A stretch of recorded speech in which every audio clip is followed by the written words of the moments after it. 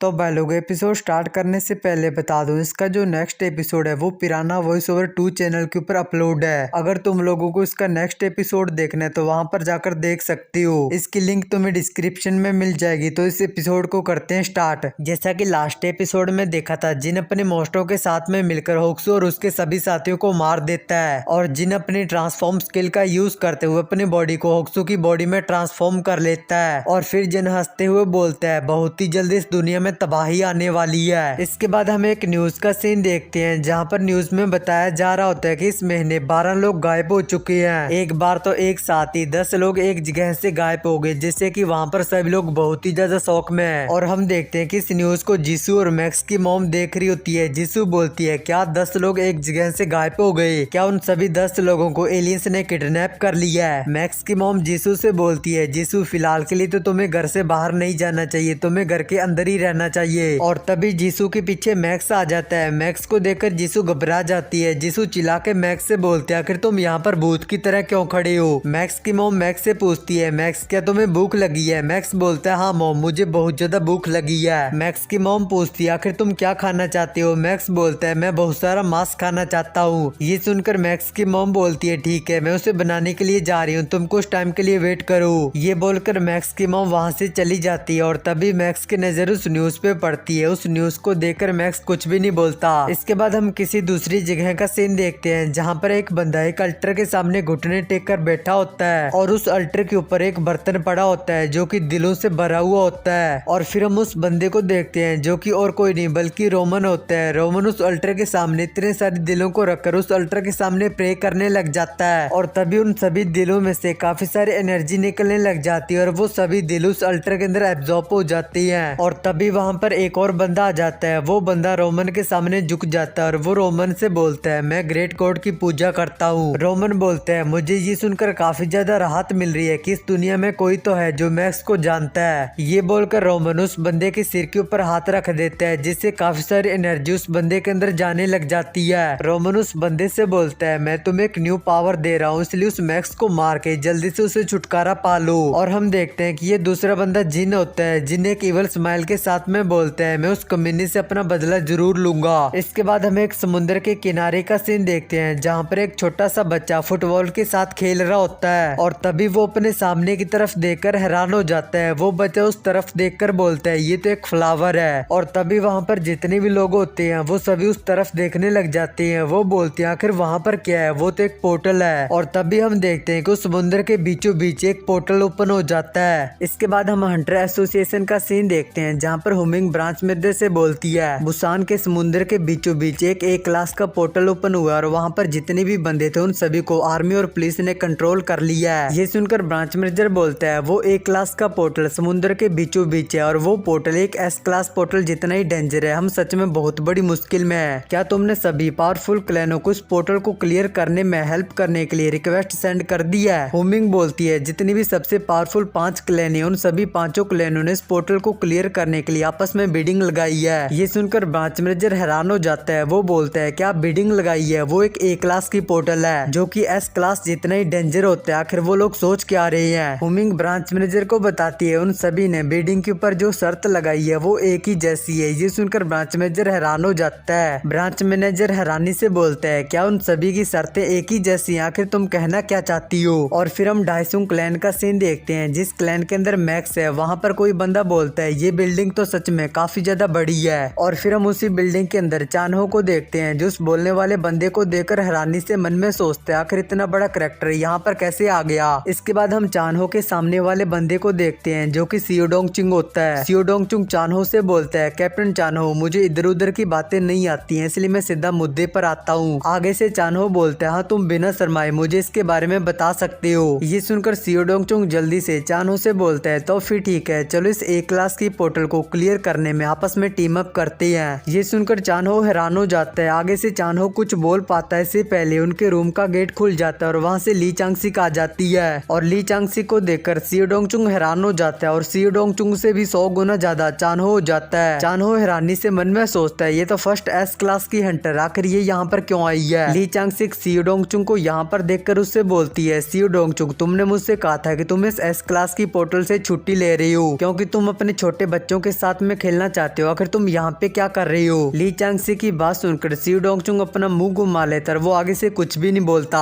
और फिर ली चांगसी चानहो से बोलती है, कैप्टन चानहो क्यों न इस ए क्लास की पोर्टल को साथ में मिलकर क्लियर करती है। ये सुनकर चानहो बहुत ही ज्यादा कंफ्यूज हो जाता है। चानहो हैरानी से मन में सोचता आखिर यहाँ पर चल क्या रहा है, ये दोनों एस क्लास के हंटर हमारे साथ में टीम अप क्यों करना चाहती है। इसके बाद हम ओशन क्लैन, जिस क्लैन के अंदर बैक हेरिन है, ब्रीफिंग रूम का सीन देखते हैं, जहाँ पर बैक हेरिन सभी मीडिया के सामने बताती है कि मैं मैक्स को फुल सपोर्ट करूंगी क्योंकि उसने मेरी एक बार जान बचाई थी, और ये जो समुद्र के बीचों बीच जो ए क्लास का पोर्टल है उसको क्लियर करने के लिए मैं मैक्स के साथ में टीम अप करना चाहती हूँ। ये सुनकर वहाँ पर जितने भी रिपोर्टर और बंदे होते हैं वो हैरानी से बोलते हैं, क्या हंटर मैक्स ने बैक हेरिन की जान बचाई थी, जल्दी से इस चीज को न्यूज में छाप दो और इसे न्यूज पर अपलोड कर दो। इसके बाद हम मार्बल क्लैन का सीन देखते हैं, जहाँ पर मार्बल क्लैन का वॉइस लीडर जोहुन, जो कि हानियुल का बड़ा भाई है, वो हानियुल से बोलता है, जैसे कि आपने मुझसे कहा था कि मैंने उन सभी को बता दिया है कि हम मैक्स को एक न्यू अपग्रेडेड एस क्लास का ऑरा वेपन देंगे अगर वो हमारे साथ उस ए क्लास की पोर्टल को क्लियर करता है। तो मुझे इस चीज पर यकीन नहीं हो रहा कि आप उस मैक्स के साथ में उस पोर्टल को क्लियर क्यों करना चाहते हैं, और आपके अलावा बाकी के क्लैन से जो कैप्टन है वो भी बिल्कुल ऐसा ही कर रही है। आखिर तुम सभी हंटर उस मैक्स के साथ में पोर्टल क्लियर क्यों करना चाहते हो। हानियुल जोहन को बताते हैं कि हम उसे देखना चाहती हैं। ये सुनकर जोहन बोलता है, आखिर तुम लोग क्या देखना चाहती हो। हानियुल बोलता है, मैक्स के पास जो अमेजिंग पावर है वो एस क्लास के हंटर के भी ऊपर की, हम लोग उसी को देखना चाहती हैं। ये बोलते हुए हानियुल अपने हाथ में किसी अक्यूमेट को रिफाइन कर रहा होता है, वो अपनी पावर से उस अक्यूमेट को रिफाइन कर लेता है और वो अक्यूमेट एक वॉच होता है। इसके बाद हम मैक्स को देखते हैं, मैक्स अपने पैंथियन के अंदर आया होता है और मैक्स ने वहाँ पर ब्लार्क और ड्रैगन सोल्जर को समन किया होता है। मैक्स उन दोनों से बोलते हैं, अब से तुम हर टाइम मेरी फैमिली को प्रोटेक्ट करोगे। मैक्स की बात सुनकर वो दोनों बोलती है, माय लॉर्ड अब से हम आपकी फैमिली को प्रोटेक्ट करेंगे, इसके बदले में भले ही हमें अपनी जान ही क्यों ना देनी पड़े। और फिर हम किसी दूसरी जगह का सीन देखते हैं, जहाँ पर एक पोर्टल ओपन होता है और उस पोर्टल के अंदर से मैक्स बाहर आ जाता है। मैक्स उस पोर्टल से जैसे ही बाहर आता है तो उसके सामने रियू सियो आ जाती है। रियू सियो मैक्स से बोलती है, क्या ये पोर्टल तुम्हारी पावर का सोर्स है। रियू सियो को देखकर मैक्स उससे बोलता है, छोटी बच्ची आखिर तुम कौन हो। आगे से रियू सियो बोलती है, तुमसे मिलकर अच्छा लगा, मैं फोर्ट्रेस क्लैन से रियू सियो हूँ। मैक्स रियू सियो से बोलता है, छोटी बच्ची तुम्हें कैसे पता चला कि मैं यहाँ पर हूँ। रियू सियो बोलती है, पहली बात ये कि मैं छोटी बच्ची नहीं हूँ, मैं रियू सियो हूँ। ये बोलकर रियू सियो मैक्स के बहुत ज्यादा पास चली जाती है। मैक्स बोलता, आखिर तुम कर क्या रही हो। रियू सियो मैक्स से बोलती है, मैं सिर्फ तुम्हारे लिए हूँ, प्लीज मेरी हेल्प करो। रियू सियो के इतना बोलती है, मैक्स जल्दी से रियू सियो को अपने से दूर कर देता है और मैक्स जैसे उसे टच करता है तो रियू सियो वहाँ पर ब्लास्ट हो जाती है और वहाँ पर स्मोक ही स्मोक हो जाता है और वहाँ पर छोटा सा गुड्डा गिर जाता है। उसे देखकर मैक्स बोलता है, ये तो एक निंजा है लेकिन इसके अंदर से बहुत ज्यादा डिमोनिक एनर्जी रिलीज हो रही है। इसके बाद हम उस पोर्टल वाले समुद्र के किनारे का सीन देखते हैं, जहाँ पर काफी सारे बोट्स और काफी सारे हंटर खड़े होती हैं और तभी वो सभी हंटर आसमान की तरफ देखते हुए बोलते हैं, देखो वहाँ पर क्या है, वो तो एक ड्रैगन है। और तभी हम देखते हैं कि आसमान के अंदर मैक्स अपने ड्रैगन के ऊपर सवार होते हुए वहाँ पर आ जाता है। इसके बाद ये वाला एपिसोड होता है यहाँ पर एंड।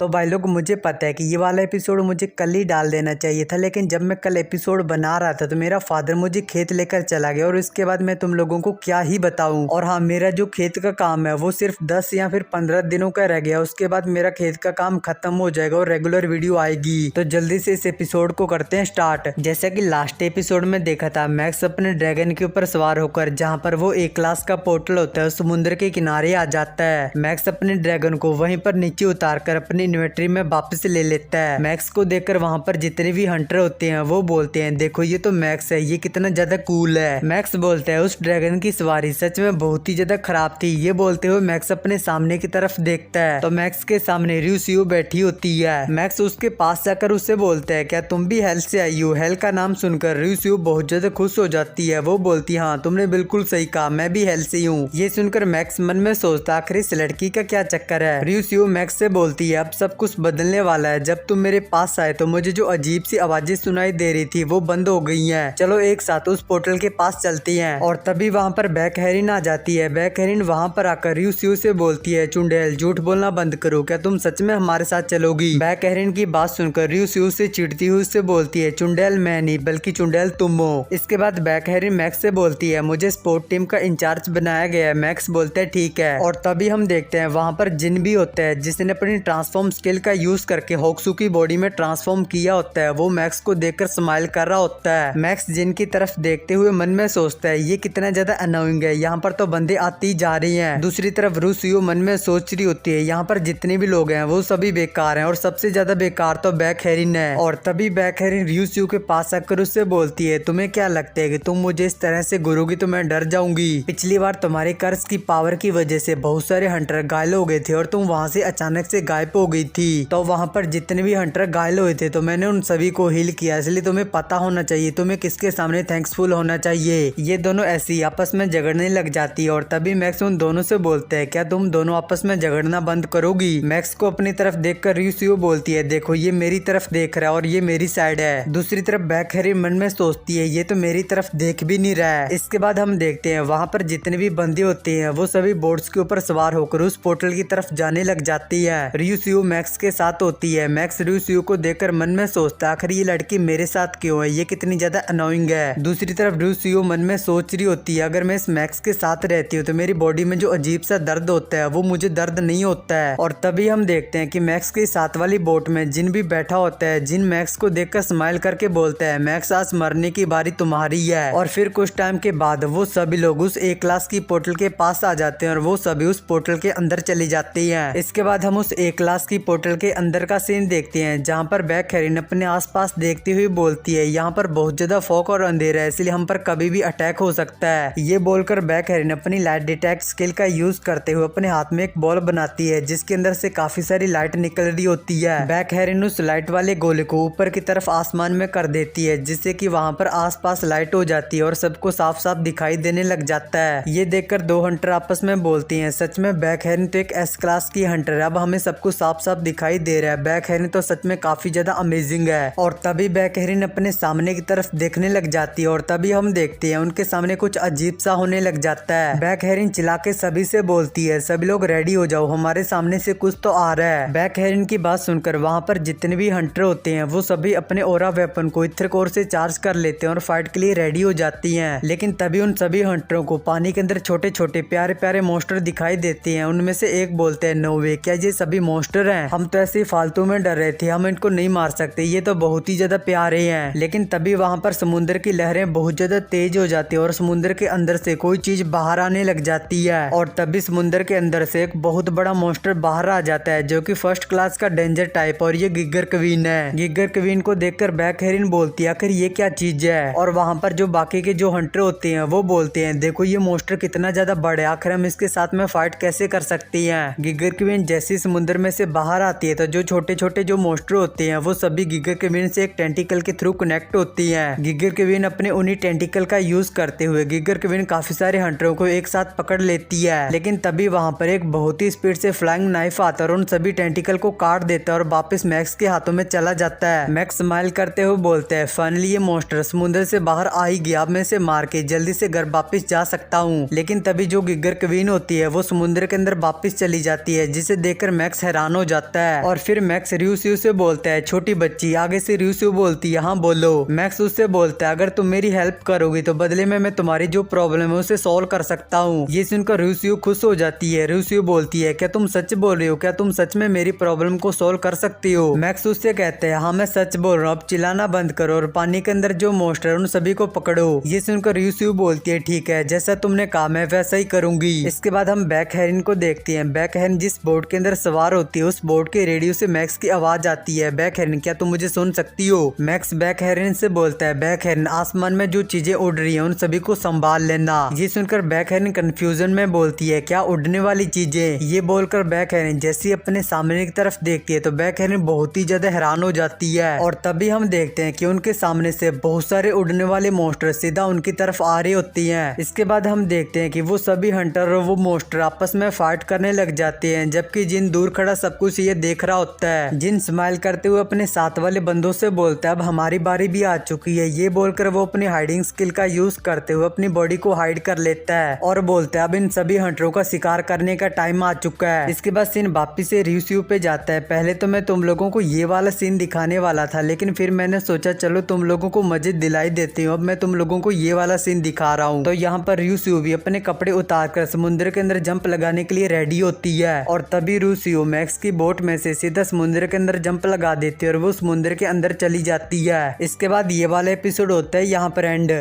जैसा कि लास्ट एपिसोड में देखा था, र्यूसियुस गिगर क्वीन को समुद्र से बाहर निकालने के लिए अपने कपड़े उतारकर समुद्र के अंदर जंप लगा देती है। इसके बाद हमें कॉफी शॉप का सीन देखते हैं जहां पर एक बंदा सीढ़ियों से चढ़ते हुए दूसरे फ्लोर पे आ जाता है और दूसरे फ्लोर पर वहां पर एक लड़की बैठी होती है और तभी हम देखते हैं वो दूसरे फ्लोर के ऊपर आने वाला बंदा और कोई नहीं बल्कि चानहो होता है। चानहो उस लड़की जो कि जिम्मी होती है, चानहो जिम्मी से बोलते हैं क्या तुम यहाँ पर पहले से आ चुकी हो? लगता है तुम यहाँ पर 10 मिनट पहले ही आ गई थी। आगे से जिम्मी बोलती है नहीं नहीं, मैं यहाँ पर ज्यादा टाइम से नहीं आई हूँ। इसके बाद वो दोनों आमने सामने बैठ जाती हैं। चानहो बोलता है मैं डायसुंग क्लैन का कैप्टन चानहो हूँ। ये सुनकर जिम्मी बोलती है मेरा नाम जिम्मी है। इसके बाद सीन चेंज होता है, हम र्यूसियो को देखते हैं जो समुद्र के अंदर आ गई होती है। समुद्र में आने के बाद र्यूसियो अपनी एक स्किल का यूज करती है जिसका नाम टेम्पटिंग सेंट ऑफ डेथ होता है। उसका यूज करके र्यूसियो की बॉडी से एक अजीब सी सेंट निकलने लग जाती है जिससे कि हर मॉन्स्टर उसकी बॉडी की तरफ अट्रैक्टिव होने लग जाता है। र्यूसियुस गिगर क्वीन से बोलती है जल्दी से यहाँ पर आओ और मुझे खा जाओ। और तभी हम देखते हैं समुद्र के अंदर से बहुत सारे बबल्स निकलने लग जाते हैं और तभी गिगर क्वीन बहुत ही स्पीड से आती है और र्यूसियो को सीधा निगल जाती है। उस गिगर क्वीन को दोबारा से समुद्र से बाहर निकला हुआ देखकर बैक हेरिन सभी से बोलती है सभी लोग फाइट के ऊपर फोकस करो। बैक हेरिन की बात सुनकर वहाँ पर जितने भी हंटर होते हैं वो सभी उन फ्लाइंग मॉन्स्टर के साथ में फाइट करने लग जाती है। दूसरी तरफ मैक्स अपनी बोट्स के ऊपर खड़ा होकर अपने शैडो विंग्स को बाहर निकाल लेता है। मैक्स उस गिगर क्वीन को देखकर बोलता है अभी अभी उस मॉन्स्टर ने जिस छोटी बच्ची को खाया वो छोटी बच्ची नहीं बल्कि कोई डॉल होगी। छोटी बच्ची तुमने काफी अच्छा काम किया, तो अब मेरी बारी आ चुकी है, तो चलते हैं और इस मॉन्स्टर को खत्म करती हैं। ये बोलकर मैक्स अपने शैडो विंग्स का यूज करते हुए बहुत ही स्पीड से फ्लाई करते हुए उस गिगर क्वीन की तरफ जाने लग जाता है। मैक्स को अपनी तरफ आता हुआ देखकर वो गिगर क्वीन अपने टेंटिकल से मैक्स के ऊपर अटैक कर देती है। आगे से मैक्स अपनी ड्रैगन स्लेयर ब्लैक स्वॉर्ड से उन सभी टेंटिकल को काट देता है जिससे कि उस गिगर क्वीन को बहुत ज्यादा दर्द होता है और तभी मैक्स अपनी फ्लेम किंग अल्टीमेट स्किल का यूज कर देता है। सिस्टम मैक्स को बताता है ये एक अल्टीमेट स्किल है और ये बहुत ही ज्यादा पावरफुल स्किल है जिसके अंदर 60% फ्लेम किंग की ब्रेथ है और इस अटैक को एनिमी जब तक सप्रेस नहीं कर देता इस अटैक की पावर बढ़ती जाएगी जब तक कि वो एनिमी मर ना जाए। और तभी मैक्स अपने स्वॉर्ड को बहुत ही स्पीड से घुमाते हुए उसके अंदर से एक फायरबॉल को बनाता है और उस फायरबॉल को उस गिगर क्वीन के मुंह में डाल देता है। मैक्स एक खतरनाक इवल से स्माइल करते हुए बोलता है ये अटैक थोड़ा सा गर्म होगा लेकिन तुम इसे फूक मार मार के खा जाओ। मैक्स का अटैक जैसे उस गिगर क्वीन के पेट में जाता है तो उसके पेट में फायर फैलने लग जाती है और उसकी बॉडी पूरी तरह से ग्लो करने लग जाती है। और तभी उस गिगर क्वीन की जो बॉडी होती है उसके अंदर एक बहुत ही बड़ा ब्लास्ट होता है और चारों तरफ समुद्र की लहरें फैल जाती है। दूर से ये सब कुछ र्यूसियो भी देख रही होती है। र्यूसियो मैक्स की तरफ देखकर बोलती है जैसा कि मैंने सोचा था ये मेरी उम्मीदों से भी ज्यादा बढ़कर है, इसलिए मुझे ये जो अजीब सी आवाजें सुनाई देती हैं ये मुझे उनसे राहत दिलवा सकता है। ये सोचकर र्यूसियो चिल्ला के मैक्स से बोलती है मैक्स तुमने जो मुझसे कहा था मैंने वो कर दिया, तो प्लीज मेरी जो प्रॉब्लम है उसको सॉल्व कर दो। र्यूसियो की बात सुनकर मैक्स उसकी तरफ देखते हुए बोलता है मैं तुम्हारी प्रॉब्लम को अभी सॉल्व नहीं कर सकता, तो चुपचाप वेट करो। ये सुनकर र्यूसियो जहाँ पर बैक हेरिन फ्लाइंग मॉन्स्टर के साथ में फाइट करी होती है वहाँ पर देखती हुए बोलती है मैक्स जरूर उसे बचाने के लिए गया होगा क्योंकि वो कमीनी अभी भी उन फ्लाइंग मॉन्स्टर के साथ में फाइट कर रही है। इसके बाद सीन चेंज होता है, हम उन सभी फ्लाइंग मॉन्स्टरों को देखते हैं जो सभी उन हंटरों के ऊपर अटैक कर रही होती हैं। आगे से बैक हेरिन सभी के ऊपर एक इन्फेक्ट शील्ड बना लेती है और साथ ही साथ बैक हेरिन सभी हंटरों को हील भी कर रही होती है। और जो बाकी के जो हंटर होते हैं वो अपने ऑरा एरो का यूज करते हुए उन फ्लाइंग मॉन्स्टर के ऊपर अटैक कर रही होती है। और तभी बैक हेरिन के पीछे कुछ बंदे आ जाते हैं और ये बंदे जिनके साथी होती है उनमें से एक बैक हेरिन से बोलते हैं लीडर हम आपकी हेल्प करने के लिए आए हैं क्योंकि हमने हमारी साइड वाले सभी मॉन्स्टरों को मार दिया है। इन बंदों की बात सुनकर बैक हेरिन थम्स अप करते हुए बोलती है तुम लोगों ने काफी अच्छा काम किया, इसलिए राइट साइड जो स्पोर्ट टीम है तुम लोग उनकी हेल्प करने के लिए चले जाओ। बैक हेरिन की बात सुनकर वो बंदे एक दूसरे की तरफ देखकर एक इवल स्माइल करने लग जाती है। और तभी हम देखते हैं कि इन लोगों के बीच में जिन भी होता है जिसने अपनी इनविजिबल स्किल का यूज करते हुए खुद की बॉडी को हाइड कर लिया होता है। जिन माइंड टू माइंड अपने सभी साथियों से बोलता है सभी लोग रेडी हो जाओ और जो हमारा पहला टारगेट है वो बैक हेरिन है, चलो सबसे पहले इसे मारते हैं। ये बोलकर जिन बैक हेरन की बोट पे आ जाता है और वो बैक हेरन के पीछे खड़ा हो जाता है। इससे पहले कि जिन कुछ भी कर पाता है, जिन को एक बैड सी फीलिंग आने लग जाती है। जिन मन में बोलता आखिर मुझे ये बैड सी फीलिंग क्यों आ रही है। ये सोचकर जिन जैसे अपने पीछे देखता है तो जिन बहुत ही ज्यादा डर जाता है। और तभी हम देखते हैं कि जिन के पीछे मैक्स आसमान में फ्लाई कर रहा होता है। मैक्स बैक हेरन से बोलते हैं क्या तुमने अभी भी इन फ्लाइंग मॉन्स्टर को नहीं मारा है, तुम तो बहुत ही ज्यादा स्लो। ये सुनकर बैक हेरन बोलती है हम अपना बेस्ट ट्राई कर रहे हैं। इसके बाद मैक्स नीचे बैक हेरन की बोट पे आ जाता है और वो जिन के बगल से निकल जाता है क्योंकि जिन ने खुद की बॉडी को हाइड कर रखा है। मैक्स बैक हेरन से बोलते हैं क्या तुम लोग इसे अपना बेस्ट बोलते हो, अब एक काम करो तुम लोग साइड हट जाओ। दूसरी तरफ जिन मन में सोचता है ये मुझे नहीं देख पा रहा है, मतलब मेरे पास एक बहुत बड़ा मौका है कि मैं मैक्स को यहीं पर मार सकता हूँ। इसके बाद हम देखते हैं मैक्स अपनी flame burning mode ultimate skill का यूज कर देता है जिससे कि आसमान में काफी सारे फायरबॉल आ जाते हैं। सिस्टम मैक्स को बताता है फ्लेम आई एक अल्टीमेट स्किल है जो 1 किलोमीटर के एरिया में अपने एनिमी को अपने आप टारगेट करके उसे हिट करके मार देता है। मैक्स के इस अटैक से आसमान में जितने भी फ्लाइंग मॉन्स्टर होते हैं वो सभी फायरबॉल उन सभी को टारगेट करके उन सभी के साथ हिट करती है और उन सभी को एक ही बार में मार देती है, जिसे देखकर वहाँ पर सभी हंटर बहुत ही ज्यादा हैरान हो जाती है। लेकिन तभी कुछ फायरबॉल जिन और जिन के जो साथी होते हैं उनकी तरफ आने लगते हैं और जिन के साथियों के साथ में जाकर हिट करते हैं, जिससे कि जिन के साथी वहीं पर मारी जाती है और उनकी बोट वहीं पर ब्लास्ट हो जाती है। ये देखकर बैक हेरन मैक्स से बोलती है जल्दी से रुक जाओ, आखिर तुम हमारे लोगों के ऊपर अटैक क्यों कर रहे हो। ये सुनकर मैक्स भी कंफ्यूज हो जाता है क्योंकि मैक्स ने जिस अल्टीमेट स्किल का यूज किया है वो फुल्ली ऑटोमेटिक है, तो वो ऑटोमेटिकली अपने एनिमीज को ढूंढकर उनको टारगेट करके उनको हिट कर रही है। और तभी हम देखते हैं कि एक फायरबॉल जिनको भी लगा होता है जिसके कारण वो सभी को दिखने लग जाता है। जिन जैसे ही सभी लोगों को दिखने लग जाता है तो वहाँ के हंटर जिनको देखकर बोलते हैं आखिर ये कमीना कौन है और ये यहाँ पर क्या कर रहा है। अपने ऊपर इस तरह से अटैक होता हुआ देखकर और ये सब कुछ सुनकर जिनको बहुत ज्यादा गुस्सा आता है वो मन ही मन मैक्स को बहुत ज्यादा गालियां निकालता है। इसके बाद ये वाला एपिसोड होता है यहाँ पर एंड।